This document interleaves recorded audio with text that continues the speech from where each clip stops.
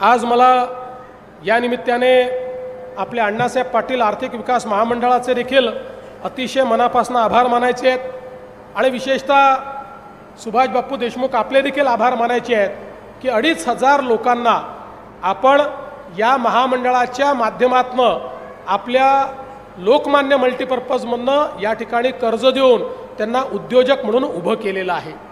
आणि मला सांगताना आनंद वाटतो, मी ज्यावेळेस अण्णासाहेब पाटील आर्थिक विकास महामंडळाची पुनर्रचना केली त्यावेळेस सांगितलं होतं की आपल्याला या महामंडळातनं मराठा समाजामध्ये उद्योजक तयार करायचे आहेत।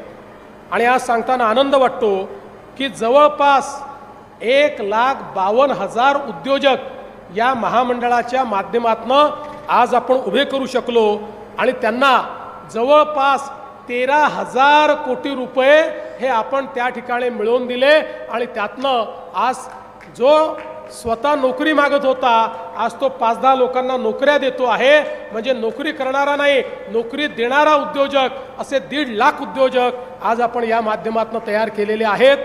आणि खऱ्या अर्थानं या ठिकाणी आमचे नरेंद्र पाटील यांनी अतिशय चांगल्या प्रकारे या महामंडळाची जबाबदारी सांभाळली, त्यांचंही मी अभिनंदन करतो।